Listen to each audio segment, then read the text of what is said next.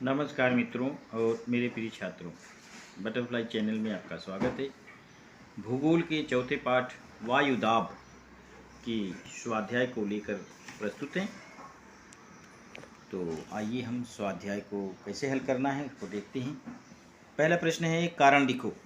वायुदाब ऊंचाई के अनुसार कम हो जाता है। इसका उत्तर यहाँ पे है पेज नंबर 16 पर, पृष्ठ क्रमांक 16 1.1 हमने इसको नाम दिया है। यहाँ से देखिए, भूपृष्ठ से जैसे जैसे ऊपर जाते हैं वैसे वैसे हवा विरल होती जाती है। ऊंचाई बढ़ने पर हवा का दाब कम होता है, परिणामतः हवा का दाब ऊंचाई के अनुसार कम हो जाता है।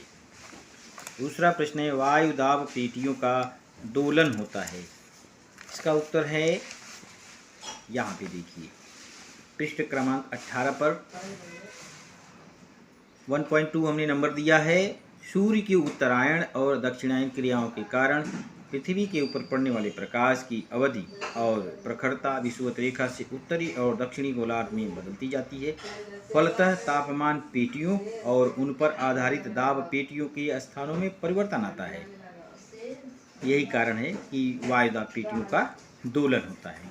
अगला प्रश्न है, प्रश्न क्रमांक 2, निम्न प्रश्नों के उत्तर की संक्षेप में उत्तर लिखो। वायु दाब पर तापमान का क्या परिणाम होता है? यहाँ देखिए, पृष्ठ क्रमांक 17 पर तापमान और वायुदाब का निकट का संबंध है। जहाँ तापमान अधिक होता है वहाँ वायुदाब कम रहता है।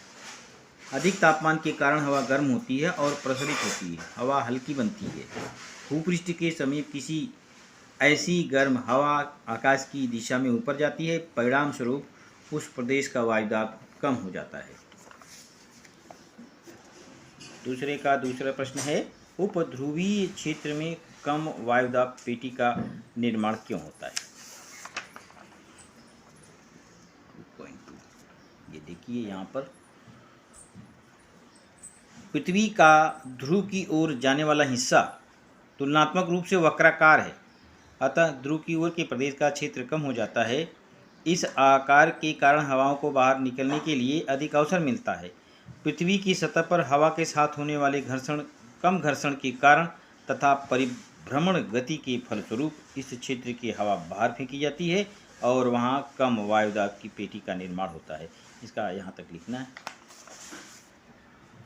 तीसरा प्रश्न है, टिप्पणी लिखो। मध्य अक्षांशी अधिक दाब की पेटियाँ। आइए देखते हैं, मध्य अक्षांशी अधिक दाब की पेटियाँ। ये देखिए, इसको यहाँ से यहाँ तक पूरा लिखना है, पूरा शुरुआत से लेके अंत तक।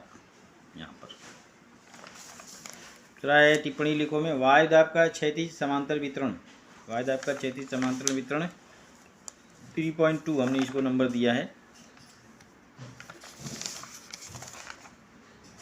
यहाँ देखिए, तापमान के असमान वितरण का प्रभाव वायुदाब पर भी पड़ता है। पृथ्वी के ऊपर विषुवत रेखा से लेकर दोनों ध्रुवों के बीच क्षैतिज समांतर दिशा में वायु की कम और वायुदाब पेटियों का निर्माण होता है। यहाँ पर देखिए, चित्र भी दिखाया गया है इसका, ये चित्र है इसका। अब अगला प्रश्न देखते हैं। प्रश्न क्रमांक 4, कोष्टक में से उचित विकल्प चुनकर रिक्त स्थानों की पूर्ति करो। ऊंचाई पर जाने पर हवा विरल होती है। विरल वायुदाब मिलीबार इकाई परिमाण में बताया जाता है। पृथ्वी का वायुदाब असमान है। 5 डिग्री उत्तर और 5 डिग्री दक्षिण अक्षांशों के बीच विषुववृत्तीय कम दाब की पेटी है। पांचवा प्रश्न का उत्तर भी जो हमने 3.1 दिया था उसका ही उत्तर यहाँ पर भी है। पांचवा प्रश्न है,